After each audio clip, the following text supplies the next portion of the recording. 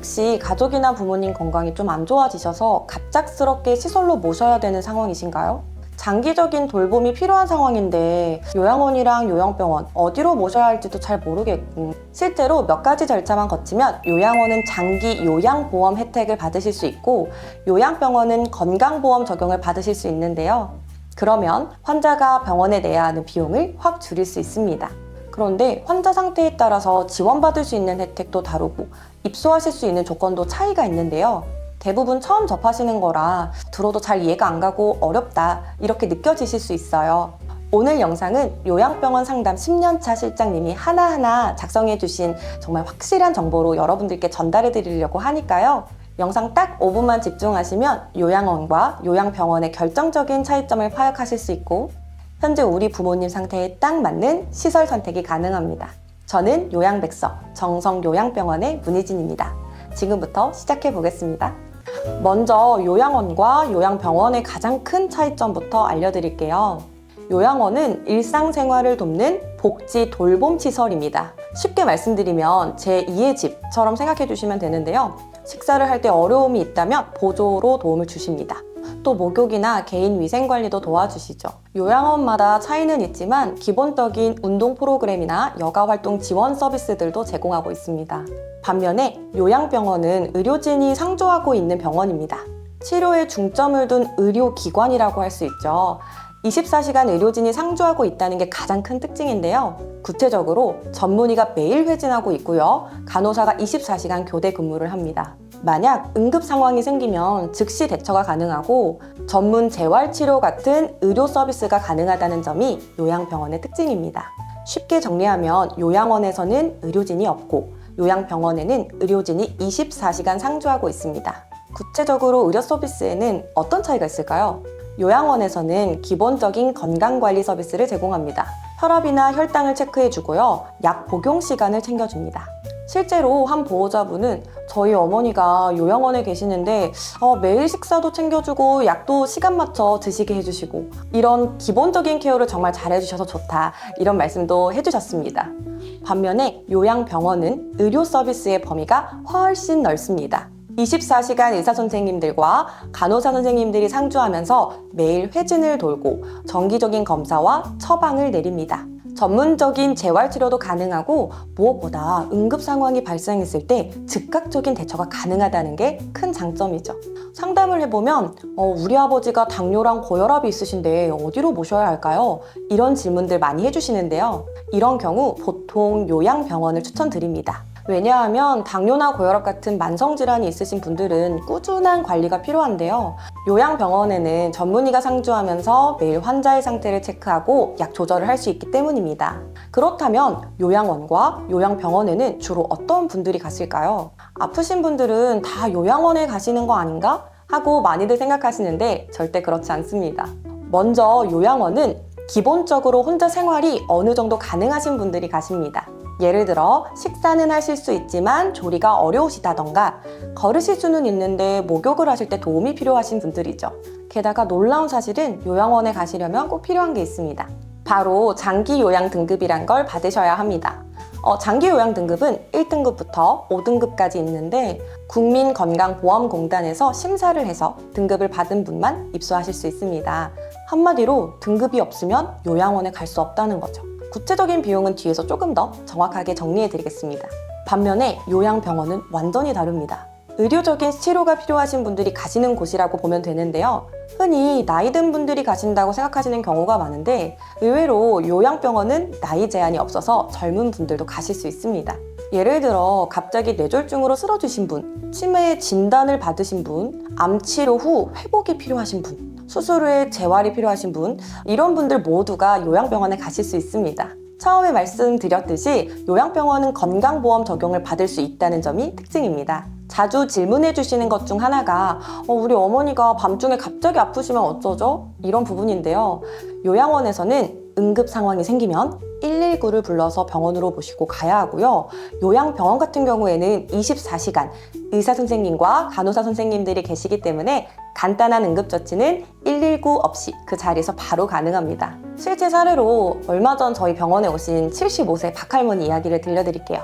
처음에는 요양원에 모시려고 했는데 뇌경색 후유증으로 재활치료가 좀 필요하신 상황이었거든요. 요양원에서는 전문적인 재활치료를 받으실 수는 없기 때문에 요양병원으로 모시게 되셨습니다. 쉽게 정리해보면 어르신이 거동은 가능한데 일상생활에 도움이 필요하시다면 요양원으로 모시는 게 좋고, 전문적인 치료나 재활 또는 24시간 의료진의 관리가 필요하시다면 요양병원을 추천합니다. 특히 치매나 중풍이 있으신 경우, 수술 후 회복 중이신 경우, 밤중에 응급 상황이 생기실 수가 있는 경우, 전문적인 재활치료가 필요한 경우와 같은 경우에는 요양병원을 선택하시는 게 좋습니다. 이제 어떤 차이가 있는지 좀 잘 이해되셨을까요? 결국 환자분의 건강 상태에 따라 선택하시는 게 매우 중요합니다. 이번에는 많은 분들이 가장 궁금해하시는 비용 차이에 대해 말씀드리겠습니다. 사실 의외로 많은 분들이 모르고 계시는 사실이 바로 요양원과 요양병원은 적용되는 보험의 종류가 다르다는 점인데요. 먼저 요양원의 경우 장기 요양보험이 적용됩니다. 국가에서 지원을 많이 해주기 때문에 본인 부담금이 상대적으로 적은 편입니다. 더 놀라운 것은 소득 수준에 따라 본인 부담금이 20%에서 최대 60%까지 차등 적용된다는 점인데요.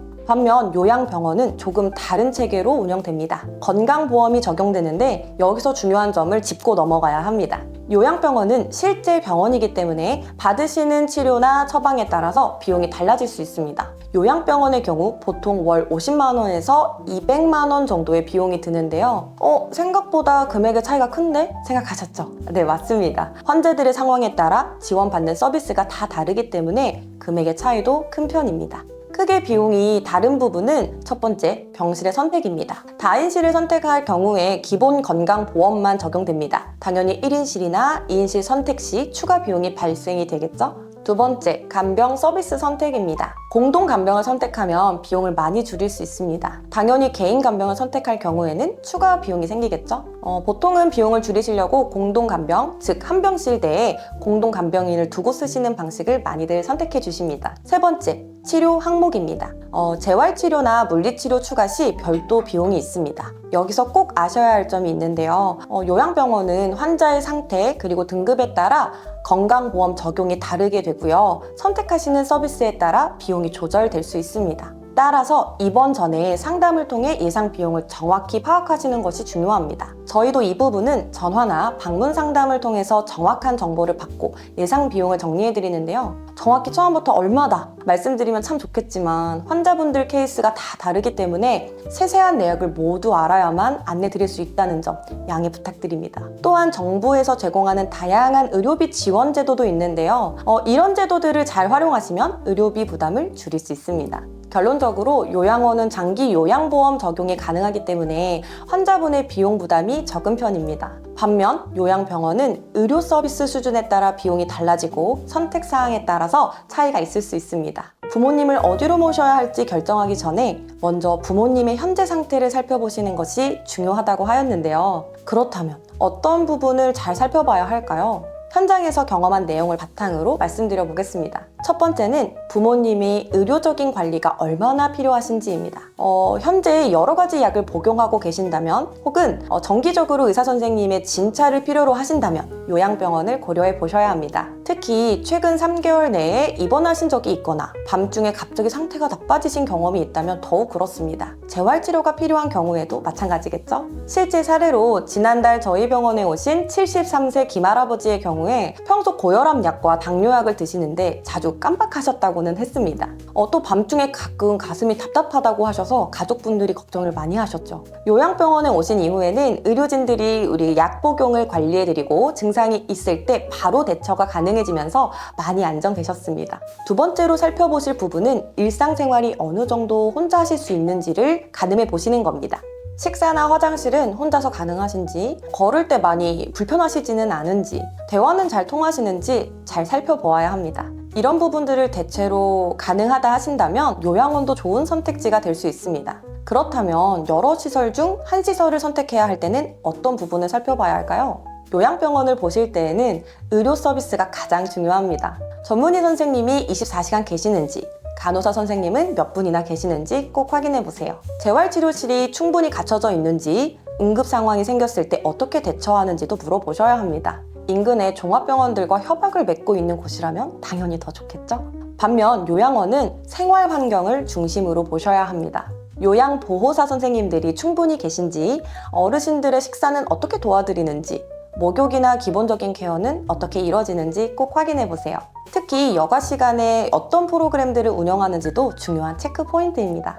의료진이나 담당자와 충분히 상담하시면서 궁금한 점은 바로바로 물어보시고요. 가능하다면 직접 방문해서 상담을 받아보시는 것도 좋겠습니다. 시설보다 중요한 것은 병원에서 실제 우리 부모님을 케어할 분들입니다. 얼마나 친절한지, 체계적으로 관리되고 있는지 꼼꼼히 살펴보세요. 비용과 장기 계획도 꼭 고려하세요. 앞으로 어떤 치료가 필요할지, 얼마나 오래 계실지 생각해 보셔야 합니다. 가능하다면 자주 방문할 수 있는 거리라면 더 좋겠죠? 혹시라도 결정이 어려우시다면 전문가와 상담을 받아보시는 것도 좋은 방법입니다. 자, 지금까지 요양원과 요양병원의 차이점에 대해서 자세히 알아보았습니다. 막막하고 어려웠던 부분들이 조금은 정리가 되셨으면 좋을 것 같습니다. 자, 이제 오늘 말씀드린 내용을 다시 한번 정리해 보겠습니다. 첫째, 요양원과 요양병원은 복지시설이냐, 의료기관이냐 하는 근본적인 차이가 있다는 것. 둘째, 의료 서비스의 범위가 완전히 다르다는 것. 셋째, 입소 대상자의 건강 상태에 따라 선택이 달라진다는 것. 넷째, 비용과 보험 적용에서도 차이가 있다는 것을 배웠습니다. 사실 요양병원과 요양원 선택에는 오늘 말씀드린 부분보다 훨씬 구체적이고 다양한 정보들을 바탕으로 판단을 하고 진행하셔야 되는데요. 저희 요양백서 채널에서 어려운 부분 하나하나 설명드리도록 하겠습니다. 대학병원에서 이제 곧 퇴원하셔야 하니까 요양병원 옮기라는 얘기 아마 들어보셨을 거예요. 그런데 요양병원을 알아볼 시간은 충분하지 않고 일주일이나 2주일 이내로 알아봐야 해서 그때까지 어떻게 결정하지? 해야 하는 경우가 참 많죠. 오늘은 제가 현장에서 보고 느낀 요양병원 선택의 핵심 포인트 5가지를 알려드리려고 해요. 그 전에 제가 실제로 경험한 사례가 있는데요. 얼마 전 저희 병원으로 오신 한 할머니는 뇌졸중 후 요양병원에 입원을 하셨는데 처음에는 시설이 큰 대형 병원을 선택하셨어요. 그런데 한 달 후 가족분들이 할머니를 다른 병원으로 옮기셨습니다. 이유가 뭘까요? 간호사 한 명이 30명의 환자를 담당하다 보니 할머니가 호출벨을 눌러도 30분 넘게 응답이 없었고 재활치료는 주 2회 15분씩만 형식적으로 이어졌다고 합니다. 결국 할머니는 저희 병원으로 옮기셨는데 규모는 더 작지만 간호사 관리 비율이 훨씬 좋고 재활치료도 매일 받으실 수 있었습니다.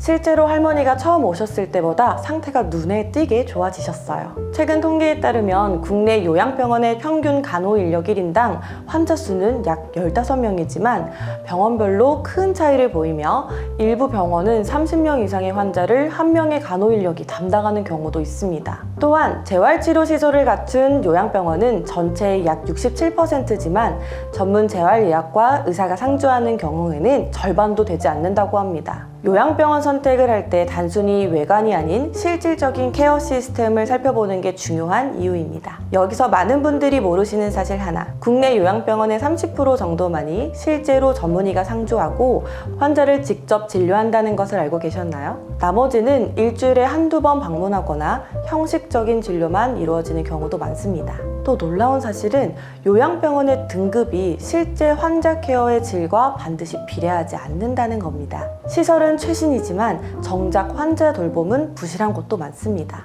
본격적으로 요양병원 선택 시 꼭 체크해야 할 5가지 핵심 포인트를 알려드릴 텐데요. 환자에 따라 어떤 측면을 더 중요하게 볼지 달라질 수 있으니 여러분의 상황에 맞게 참고하시면 됩니다. 첫 번째, 의료진의 구성과 진료 방식입니다. 치매, 뇌졸중 환자라면 신경과 정신건강의학과 전문의 상주를 꼭 확인하세요. 암 환자는 통증관리 전문 의료진 여부가 중요하고 재활이 필요한 환자는 재활의학과 전문의와 물리치료사 구성을 살펴보셔야 합니다. 여기서 자주 받는 질문을 몇 가지 소개해 드릴게요. 요양병원에도 전문의가 있나요?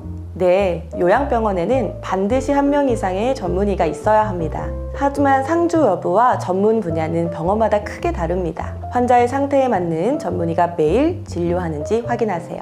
응급 상황이 생기면 어떻게 되나요? 좋은 요양병원은 응급상황 대비가 되어 있고 협력병원과의 연계 시스템이 잘 마련되어 있습니다. 저희 병원도 20여 개가 넘는 대형 병원들과 협력 연계가 되어 있는데요. 응급상황이 발생했을 때 신속하게 대응할 수 있어 이 부분도 매우 중요합니다. 병원을 결정하실 때 24시간 응급대응 시스템이 있나요? 협력병원까지 얼마나 걸리나요? 이걸 꼭 확인해 보세요. 두 번째, 간호인력의 수와 질입니다. 중증 환자는 간호사 대 환자 비율이 1대10 이하가 이상적입니다. 경증 환자는 간호조무사도 충분한 경우가 있습니다. 세 번째, 시설 및 환경입니다. 와상 환자는 욕창 방지 매트리스, 체위 변경 프로그램이 있는지 확인하세요. 치매 환자는 배회 가능한 안전 공간, 인지 자극 환경이 필요합니다. 재활 환자는 적절한 재활 시설과 장비가 갖춰져 있어야 합니다. 네 번째, 식사와 영양 관리입니다. 연하 장애 환자는 삼킴 장애 맞춤 식단이 제공되고 있는지, 당뇨 환자는 혈당 조절 식단이 제공되는지 확인해야 합니다. 다섯 번째, 투명성과 소통입니다. 모든 환자 유용에게 중요한데요. CCTV 설치 여부, 면회 정책, 보호자 소통 채널을 꼭 확인하세요. 이제 실제로 요양병원을 방문하실 때 어떻게 이 5가지를 체크하실 수 있는지 구체적인 방법을 알려드릴게요. 첫 번째, 의료진 확인하기. 방문하셨을 때 환자 케어 계획에 대해서 물어보세요. 예를 들어 전문의가 매일 환자를 직접 진찰하나요? 혹은 응급 상황이 발생했을 때 대응 체계는 어떻게 되나요? 이렇게 물어보시면 됩니다. 두 번째, 간호인력 파악하기. 병동을 둘러보며 간호사와 간호조무사의 수를 체크하세요. 한 병동에 간호사가 몇 명이나 근무하나요? 야간에는 몇 명의 의료진이 상주하나요? 구체적으로 물어보시는 것이 좋은 방법입니다. 세 번째, 시설 및 환경 살펴보기입니다. 환자 방뿐만 아니라 화장실, 목욕실, 공용 공간까지 꼼꼼히 둘러보세요. 특히 화장실과 샤워실의 안전 손잡이, 미끄럼 방지 시설 등을 꼭 체크하세요. 인지활동이나 재활 프로그램은 어떻게 운영되나요? 이걸 물어보시는 것도 참 좋습니다. 네 번째, 식사와 영양관리 확인하기. 직접 식단표를 요청해서 2주치 식단을 꼭 확인해 보세요. 이제 계절별, 시기별로 고려해야 할 요양병원의 특징에 대해 말씀드리겠습니다. 여름철에는 냉방 시스템이 제대로 갖춰져 있는지 확인하는 것이 중요합니다. 특히 노인 환자들은 체온 조절 능력이 떨어져서 여름철 온도 관리가 건강에 직결됩니다. 각 병실마다 에어컨 작동이 잘 되는지, 공용 공간의 온도는 적절하게 유지되고 있는지를 확인하세요. 더불어 여름철 식중독 예방을 위해 주방 위생관리 시스템도 체크해보세요. 혹시 주방 시설을 볼 수 있나요? 혹은 식재료 보관은 어떻게 하시나요? 이런 것들을 물어보시는 것이 좋은 방법입니다. 겨울철에는 난방 시스템과 함께 실내 습도 관리가 중요합니다. 너무 건조한 환경은 호흡기 질환을 약화시킬 수 있어요. 가습기 사용 여부와 환기 시스템을 확인하세요. 다음으로 입원 기간에 따라 고려해야 할 사항들도 있습니다. 단기 입원이 예상되는 경우 집중적인 재활 프로그램이 있는지, 퇴원 후 관리 계획을 어떻게 세워주는지가 중요합니다. 반면 장기 입원이 예상된다면 환자의 정서적인 건강과 삶의 질에 더 중점을 두셔야 합니다. 다양한 여가 프로그램, 사회적 활동, 심리 상담 서비스가 있는지 확인하세요. 특히 계절 행사나 생일 축하 같은 소소한 이벤트가 있는지도 중요한 부분입니다. 오늘은 요양병원 선택 시 꼭 확인하셔야 할 5가지 핵심 포인트와 계절별, 입원 기간별 고려 사항까지 알아봤습니다. 이 모든 사항을 완벽하게 갖춘 병원을 찾기는 쉽지 않을 수 있지만 여러분의 소중한 가족을 위해 최대한 많은 부분을 꼭 확인해 보시기를 권해드립니다. 무엇보다 본인의 직감을 믿으세요. 방문했을 때 느껴지는 전반적인 분위기, 직원들의 표정, 환자분들의 표정 등은 수치로 측정할 수는 없지만 매우 중요한 지표입니다. 대부분의 보호자들이 많이 하는 실수가 있는데요. 바로 환자의 상태와 필요를 고려하지 않고 최고급 시설만 보는 것입니다. 화려한 로비보다는 환자 케어의 질을 우선시해서 선택하시는 것이 중요합니다. 또 계약서와 비용 내용을 꼼꼼히 확인하지 않는 것이 실수입니다. 나중에 이건 별도 비용입니다 라는 말에 당황하지 않도록 모든 비용 항목을 명확히 해두세요. 마지막으로 가장 큰 실수는 부모님이 여기 오래 계실 것 같지 않아서 라는 생각으로 대충 선택하시는 겁니다. 요양병원에서의 생활 환경은 환자의 남은 삶의 질을 크게 좌우합니다. 며칠이라도, 몇 달이라도 최선의 환경을 제공하는 것이 진정한 효도입니다.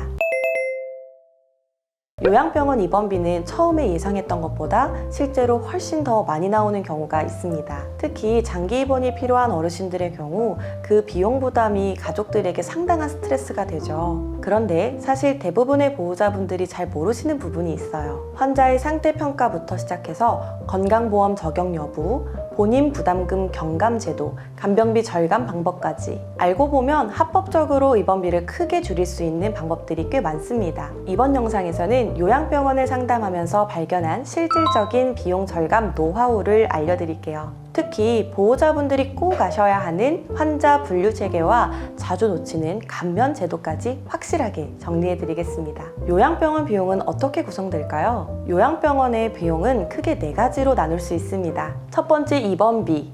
병실은 크게 일반 병실과 상급 병실로 나뉘는데요. 일반 병실은 기본적으로 건강보험 적용이 가능한 부분입니다. 그러나 1인실, 2인실과 같은 상급 병실은 그만큼 추가 비용이 발생하게 됩니다. 그럼 상급 병실인 1인 병실은 얼마나 추가될까요? 이 부분은 병원마다 차이가 있겠지만 보통 1인실은 하루 7에서 10만 원, 2인실은 3에서 5만 원 정도가 추가됩니다. 참고로 요양병원에서는 6인실 이상이 기본 병실로 건강보험이 적용됩니다. 하지만 4인실 이하로 갈수록 상급 병실료가 추가됩니다. 한 병원 내에서도 4인실을 일반 병실로 운영하는 곳이 있으니 병원마다 세부 기준이 조금씩 다를 수 있다는 점을 미리 확인하는 것이 좋습니다. 두 번째는 식대입니다. 하루 3끼 식사가 제공되는데요. 여기서 식대도 건강보험이 적용된다는 사실 알고 계셨나요? 단 주의하실 점은 병원마다 식단과 비용이 다를 수 있고 보호자 식사는 별도 비용이라는 점입니다. 또 기본 식사는 병원비에 포함되지만 특별식 추가를 하는 경우에는 추가 비용이 발생할 수 있습니다. 세 번째, 간병비입니다. 이 부분이 정말 중요한데요. 많은 분들이 놓치는 부분입니다. 바로 간병비가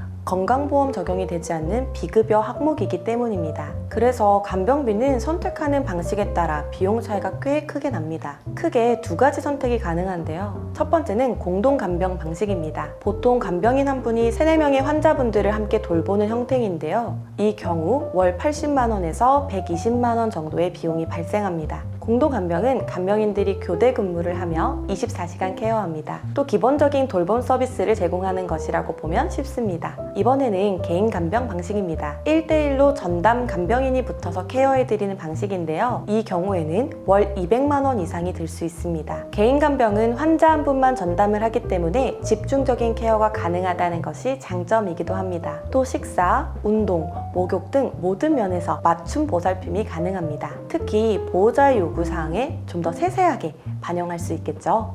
이 2가지는 환자의 상태와 경제적인 상황을 고려해서 결정하시면 됩니다. 거동이 어느 정도 가능하시다면 공동 간병으로도 충분합니다. 하지만 만약 특별한 케어가 필요한 경우에는 개인 간병을 고려해 보세요. 치료비는 모두 건강보험이 적용되나요? 아쉽게도 그렇지 않습니다. 넷째, 치료비입니다. 기본 치료는 건강보험이 적용이 되지만 특수재활치료, 인지치료, 고급 물리치료 등의 이런 항목들은 비급여가 되어 추가 비용이 발생하게 됩니다. 그래서 입원 전에 꼭 병원의 이런 추가 비용들을 상세히 물어보시는 것이 좋습니다.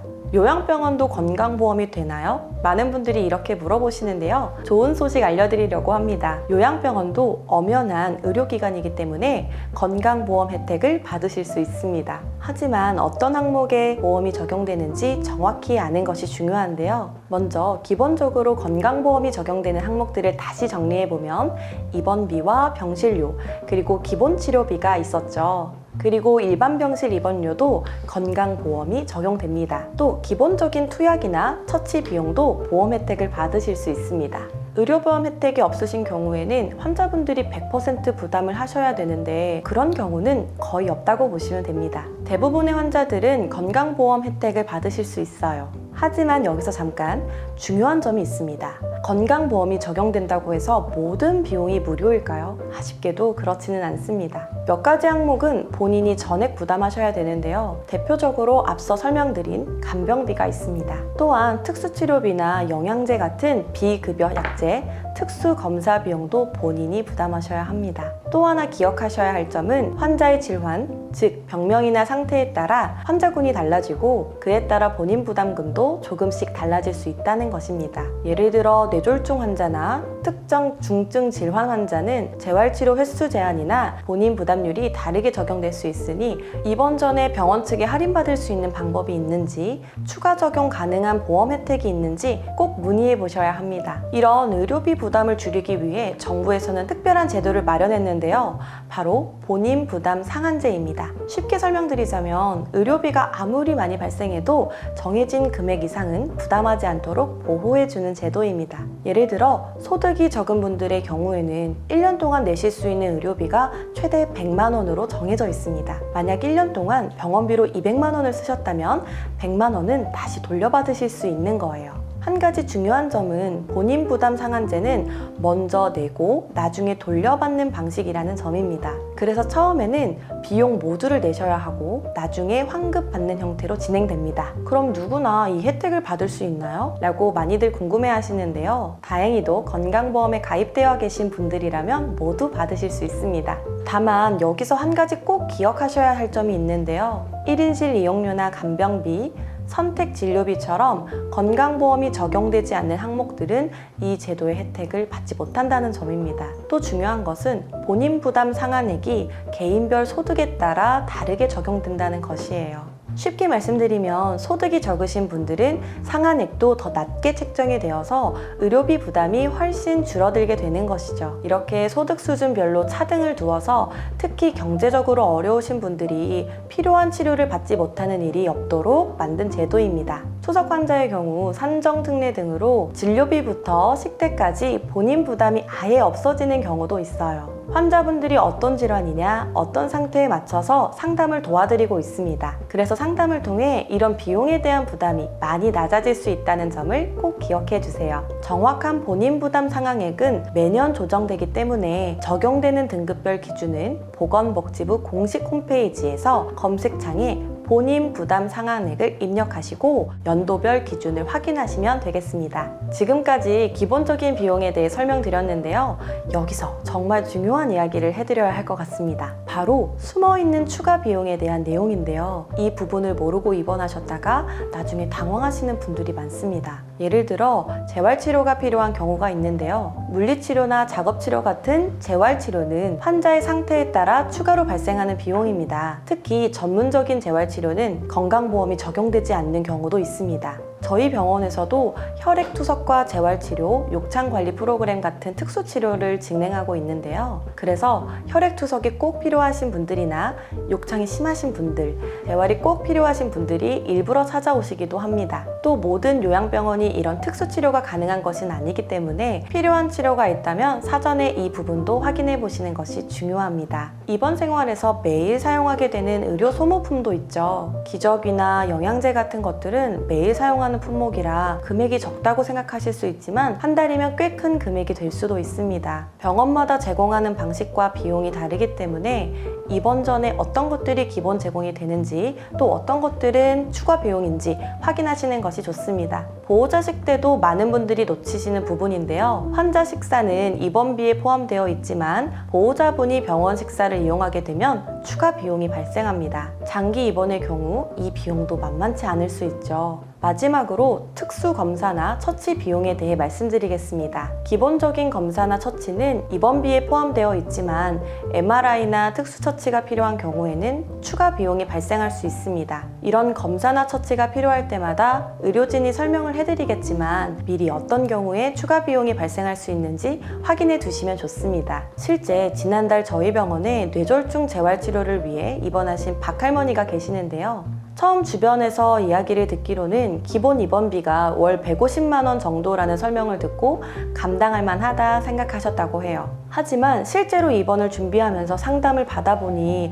여러 가지 추가되는 비용들이 있었습니다. 재활치료의 경우 물리치료, 작업치료, 언어치료 등 필요한 치료들이 각각 본인 부담금으로 있었고 매일 사용하는 의료소모품들, 기저귀나 영양제, 연고 같은 것들도 별도 비용이었거든요. 그래서 입원 상담실에서 꼼꼼히 함께 예상 비용을 계산하다 보니 한 달에 실제로 준비해야 할 금액이 더 명확해졌습니다. 기본 입원비 150만 원에 재활치료비 45만 원, 의료 소모품비 35만 원 정도로 월 230만 원 정도를 예상할 수 있었습니다. 이처럼 입원 전에 모든 예상 비용을 미리 파악해두는 것이 중요합니다. 최근에는 정부 정책이 계속 변화하고 있어서 장기 입원이 점점 더 까다로워질 수 있다는 전망이 있습니다. 그래서 더더욱 미리 준비하시는 것이 중요해요. 구체적인 정보를 얻으실 수 있는 곳들이 있는데요. 국민건강보험공단 홈페이지에서는 건강보험 적용 범위와 본인 부담금, 본인 부담 상한액까지 확인하실 수 있어요. 또 보건복지부 요양병원 정보 사이트에서는 전국의 요양병원 리스트와 비용을 비교해 보실 수 있습니다. 가장 확실한 것은 역시 직접 병원을 방문해서 상담을 받아보시는 거예요. 상담하실 때에는 기본 입원비 외에 재활치료비, 의료 소모품비 같은 추가 비용도 꼼꼼히 물어보세요. 한 가지 중요한 말씀을 드리고 싶습니다. 뇌졸중이나 치매와 같은 급성기 질환을 겪고 계신 분들은 비용 때문에 입원이나 치료를 미루시면 절대로 안 됩니다. 특히 뇌졸중 발병 후 첫 6개월은 재활치료의 골든타임이라고 할 수 있는데요. 실제로 뇌졸중으로 오른쪽 마비가 왔는데 비용 문제로 1개월간 치료를 미루셨다가 재활 효과가 더뎌진 환자분이 있었습니다. 이런 경우 본인 부담 상한제를 통해 나중에 상당 부분 환급받으실 수 있는데도 불구하고 당장의 비용 부담 때문에 시기를 놓쳐서 저희도 정말 아쉬운 케이스였는데요. 만약 지금 비용 때문에 망설이고 계신다면 일단 치료를 받으신 후에 본인 부담 상한제를 통해 추후 환급 받으실 수 있습니다. 꼭 주저하지 말고 치료 시기를 놓치지 않으시기를 바랍니다. 다학제 협진 시스템을 통해 다양한 전문의가 환자 상태를 면밀히 점검하고 있습니다. 또한 환자별 상태에 맞춘 혈액투석 전문 프로그램을 운영하고 있습니다. 신장내과 전문의와 숙련된 간호사들이 혈액투석, 투약관리, 환자분 개개인에 맞춘 영양 운동 지도를 체계적으로 지원해드리고 있죠. 맞춤형 재활 프로그램은 세심한 일대일 관리를 제공하고 있어 많은 분들이 만족하고 계시는데요. 무엇보다 저희가 중요하게 생각하는 것은 정성입니다. 병원 이름처럼 환자 한 분 한 분을 정성껏 모시고자 하는 마음으로 의료진부터 모든 직원들이 항상 환자분들을 가족처럼 대하고 있답니다. 혹시 오늘 설명드린 내용 중에서 더 궁금하신 점이 있다면 언제든지 문의 주세요. 친절한 상담과 안내를 드리도록 하겠습니다. 요양병원 언제 어떻게 이용해야 하나요? 에 대해서 자세히 알려드리려고 합니다. 먼저 가장 기본적인 질문부터 시작해 볼게요. 언제 요양병원에 가야 할까요? 사실 이건 참 어려운 결정입니다. 제 경험상 어르신들이 의료적인 관리가 필요한 상태일 때 요양병원을 고려하게 됩니다. 예를 들어 고혈압이나 당뇨 같은 만성질환이 있으시면서 약 복용 관리가 어렵거나 건강 상태가 자주 변동되는 경우가 그렇죠. 또한 낙상 위험이 높거나 욕창이 생기기 쉬운 상황, 그리고 스스로 식사나 배변, 이동이 어려워 24시간 누군가의 도움이 필요한 상황이라면 요양병원의 입원을 진지하게 고려해 볼 시점입니다. 저희 친척분의 경우에도 뇌졸중 이후 재활이 필요했을 때 요양병원을 선택했는데 전문적인 의료진의 관리 덕분에 지금은 많이 호전되셨습니다. 요양병원은 의료적 치료와 간호가 중심이 되는 의료기관으로 의사와 간호사가 24시간 상주하며 환자의 건강 상태를 관리합니다. 반면 요양원은 비교적 건강 상태가 안정된 어르신들의 일상생활 케어를 받는 곳입니다. 여기서 중요한 사실 하나, 요양병원은 요양원과 달리 장기 요양 등급이 없어도 입원이 가능합니다. 제가 만났던 많은 가족분들이 이 부분을 몰라서 입원 시기를 놓치는 경우가 있었는데요. 다만 요양병원 입원 시에는 건강보험공단의 입원 필요성 판단을 위한 서류가 필요합니다. 입원 전 건강 상태를 증명하는 진단서와 의사 소견서가 반드시 필요하죠. 이 서류들은 입원의 의학적인 필요성을 증명하는 중요한 자료가 됩니다. 제가 작년에 만났던 김할머니의 경우 갑작스러운 골절로 수술 후 재활이 필요한 상황이었는데요. 의사 소견서만으로 바로 요양병원에 입원하실 수 있었습니다. 이렇게 갑작스러운 상황에서도 의료적 필요성만 증명되면 입원이 가능합니다. 제 경험상 요양병원을 적극 추천드리는 상황이 몇 가지 있습니다. 있습니다. 우선 뇌졸중이나 골절, 큰 수술 후와 같이 회복기 재활이 필요한 경우입니다. 전문적인 물리치료와 재활치료가 꾸준히 필요한 상황이죠. 또한 고혈압, 당뇨, 심장질환 같은 만성질환이 있으면서 지속적인 의료적 관찰이 필요한 경우에도 요양병원이 적합합니다. 참고로 저희 정성요양병원에는 혈액투석이 필요한 신장질환 환자들을 위한 전문시설이 잘 갖춰져 있는데요. 이런 전문시설이 있는 병원이라면 환자 관리에 큰 도움이 됩니다. 가정에서 간병이 어렵거나 가족의 돌봄 부담이 큰 경우에도 요양병원을 고려해 보실 수 있습니다. 저도 직접 가족을 돌봐야 했던 경험이 있어서 알지만 24시간 간병은 육체적으로나 정신적으로 정말 힘든 일이에요. 그리고 욕창 위험이 높거나 욕창 관리가 필요한 환자, 치매나 중풍 등으로 인한 정신적, 신체적 기능 저하가 있는 경우에도 요양병원을 추천드립니다. 입원 절차는 어떻게 진행되나요? 요양병원 입원 절차는 생각보다 간단합니다. 먼저 입원 상담 및 진료 예약부터 시작하세요. 관심 있는 병원에 전화해서 현재 상황을 설명하고 상담을 받는 것이 첫 단계입니다. 제가 항상 가족들에게 여러 병원을 미리 비교해 보시라고 조언드립니다. 다음으로는 필요한 서류를 준비하셔야 합니다. 의사소견서, 진단서, 이전 진료 기록 등이 필요하죠. 이런 서류들은 환자의 상태를 정확히 파악하는 데 중요한 자료가 됩니다. 마지막으로 병실 배정 및 입원이 결정됩니다. 환자의 상태에 따라 급성기 병동이나 만성기 병동으로 배정되는데 이는 의료진의 판단에 따라 결정됩니다. 앞서 말씀드렸듯이 요양병원 입원은 장기 요양 등급과 무관합니다. 하지만 장기 요양 등급이 있는 상태에서 요양병원에 입원하게 되면 알아두셔야 할 점이 있어요. 요양병원에 입원하게 되면 기존에 받고 계시던 재가 서비스는 자동으로 중단됩니다. 예를 들어 방문 요양이나 방문 목욕 같은 서비스는 입원 기간 동안 이용할 수 없게 되죠. 제가 만난 많은 가족분들이 이 부분을 모르고 계셔서 당황하는 경우가 있으셨어요. 또한 중요한 점은 기존에 대여받은 복지용구는 반납하셔야 한다는 것입니다. 요양병원에서 이런 시설들을 제공하기 때문이죠. 미리 알고 준비하시면 입원 과정에서 훨씬 순조롭게 진행됩니다.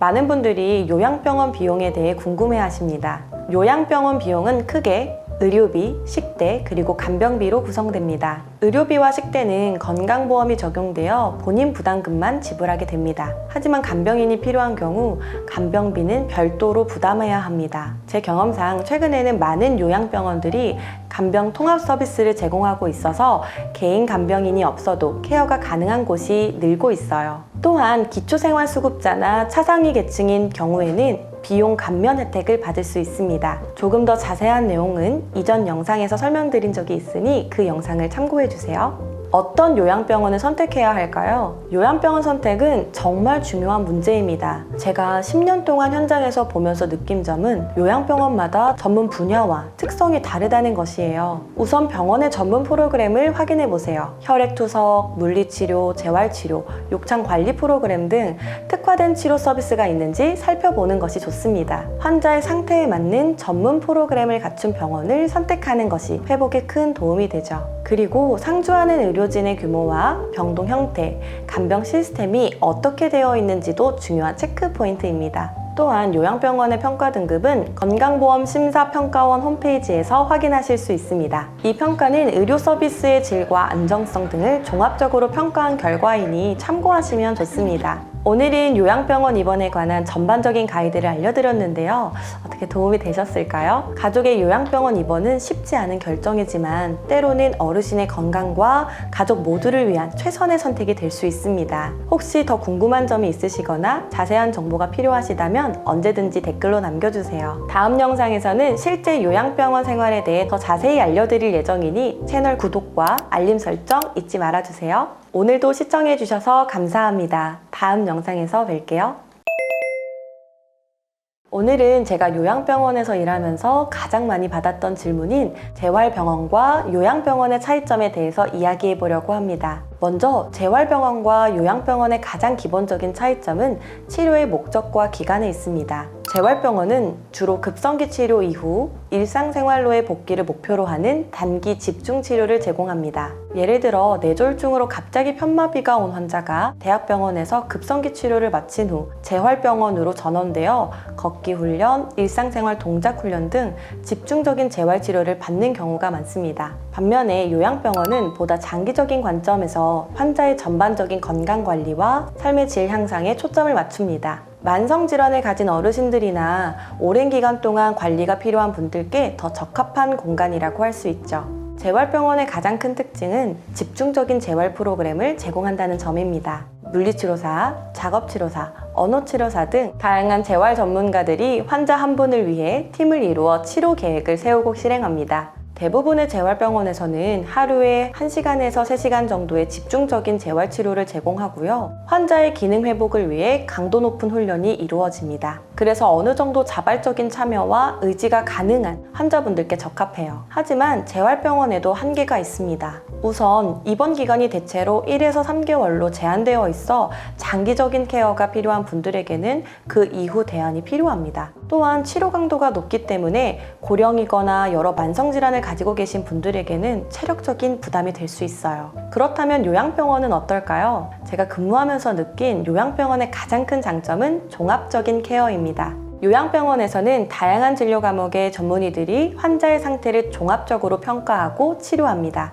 내과, 신경과, 정형외과, 재활의학과 등 여러 전문의들의 협진이 일상적으로 이루어지죠. 제가 만났던 한 어르신의 경우 뇌졸중 후 편마비와 함께 당뇨, 고혈압, 심장 질환을 모두 가지고 계셨어요. 재활병원에서는 주로 편마비 재활에 집중했지만 요양병원으로 오신 후에는 이 모든 질환을 종합적으로 관리받으시면서 오히려 전반적인 건강 상태가 크게 개선되었습니다. 많은 분들이 오해하시는 부분 중 하나가 요양병원에는 재활치료가 없다라고 생각하시는 건데요. 하지만 이것은 큰 오해입니다. 대부분의 요양병원에서도 환자의 상태에 맞는 재활 프로그램을 운영하고 있어요. 다만 차이점이 있다면 요양병원의 재활은 환자의 체력과 상태에 맞게 더 맞춤형으로 더 오랜 기간에 걸쳐 진행된다는 점입니다. 매일 짧은 시간이라도 꾸준히 재활을 이어나가는 것이 어르신들에게는 종종 더 효과적이라는 것을 현장에서 많이 볼 수 있었어요. 실제로 저희 병원에서는 일 3회 맞춤형 운동치료와 함께 전기치료,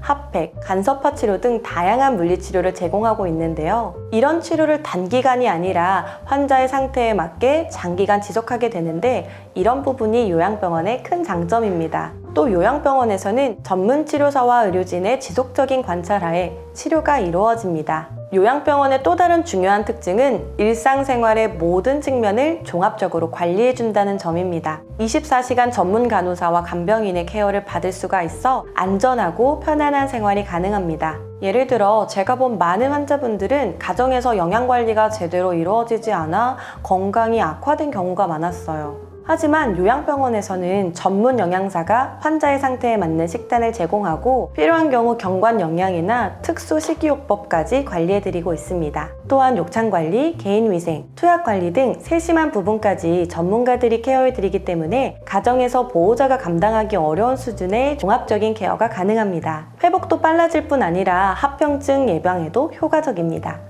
재활병원에서 치료를 받고 계신 분들 중 언제 요양병원으로 전원을 고려해야 할지 궁금해하시는 경우가 많습니다. 제 경험상 다음과 같은 신호들이 나타날 때 요양병원으로의 전환을 고려해 볼 시기입니다. 첫째, 재활치료의 진전이 정체되는 경우입니다. 보통 재활치료는 초기 1, 2개월 동안 빠른 진전을 보이다가 점차 회복 속도가 느려지는 경향이 있어요. 3개월 이상 치료를 받았는데도 뚜렷한 기능 향상이 보이지 않는다면 무조건 강도 높은 재활보다는 요양병원에서 제공하는 종합적인 접근법이 더 효과적일 수 있습니다. 둘째, 다른 건강 문제가 재활을 방해하는 경우입니다. 예를 들어 재활 중인 환자가 당뇨 합병증이나 고혈압으로 인한 문제, 폐렴 같은 감염성 질환이 반복적으로 발생하다 보면 재활보다 이런 기저질환의 안정화가 더 시급할 수 있습니다. 요양병원은 이러한 만성질환 관리와 재활을 동시에 제공할 수 있어요. 셋째, 환자의 체력이나 인지 기능이 집중적인 재활을 감당하기 어려운 경우입니다. 특히 고령의 환자분들은 하루 2~3시간의 강도 높은 재활 운동이 오히려 신체적, 정신적 스트레스가 되어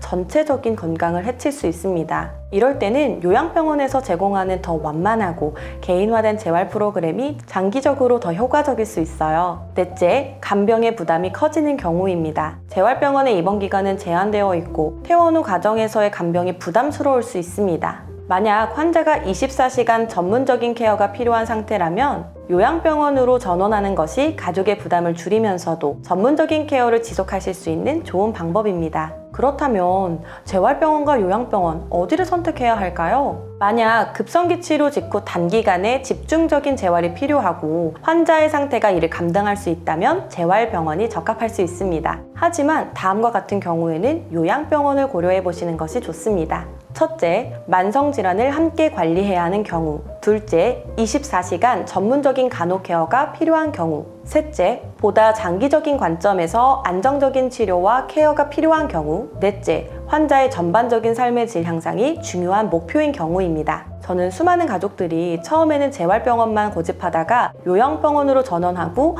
왜 진작 이곳으로 오지 않았을까 후회하는 모습을 많이 봐왔습니다. 특히 고령의 부모님이나 여러 질환을 가지고 계신 분들에게는 요양병원의 종합적인 케어가 더 결과적으로 효과적인 경우가 많았어요. 자, 이제 어떻게 좋은 요양병원을 선택할 수 있는지에 대해 몇 가지 의견을 드리려고 하는데요. 무엇보다 중요한 것은 병원의 의료진 구성입니다. 다양한 진료 과목의 전문의가 얼마나 상주하고 있는지, 그리고 간호 인력의 비율이 어떤지 확인해 보세요. 또한 보건복지부 인증을 받은 의료기관인지를 확인하는 것도 중요합니다. 인증을 받았다는 것은 병원의 시설, 서비스, 안전관리 등이 일정 수준 이상임을 의미하니까요. 가능하면 3주기 인증까지 받은 병원을 찾아가 보세요. 그리고 대학병원이나 종합병원과의 협력 관계도 중요한 체크포인트입니다. 응급 상황이 발생했을 때 신속하게 대처할 수 있는 시스템을 갖추고 있는지, 대형 병원과의 연계가 잘 되어 있는지 확인해 보시는 것이 좋습니다. 많은 자녀분들이 부모님을 요양병원에 모시는 것에 대해 버리는 것 같다라는 죄책감을 느끼십니다. 하지만 제가 현장에서 지켜본 바로는 오히려 전문적인 케어를 통해 어르신들의 상태가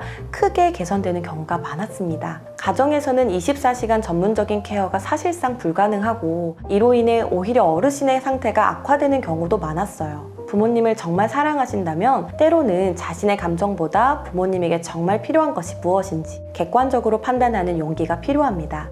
그리고 요양병원에 모셨다고 해서 부모님에 대한 책임이 끝난 것은 아닙니다. 정기적인 방문과 관심, 그리고 의료진과의 소통을 통해 최상의 케어를 받으실 수 있도록 돕는 것이 자녀로서의 진정한 역할일 수 있습니다. 오늘은 재활병원과 요양병원의 차이점, 그리고 각각의 장단점에 대해서 알아보았습니다. 어떤 선택이 옳고 그른지는 없습니다. 다만 부모님의 상태와 필요에 따라 가장 적합한 선택이 무엇인지 충분한 정보를 바탕으로 결정하시길 바라겠습니다. 혹시 더 구체적인 상담이 필요하시다면 직접 여러 병원을 방문해 보시는 걸 추천드립니다. 직접 병원의 분위기를 느껴보고 의료진과 상담을 해보면 더 명확한 판단이 가능하실 거예요. 다음 영상에서는 요양병원 입원 전 준비해야 할 것들과 입원 과정에 대해서 자세히 알아보도록 하겠습니다. 여러분의 소중한 가족을 위한 최선의 선택을 응원합니다. 감사합니다.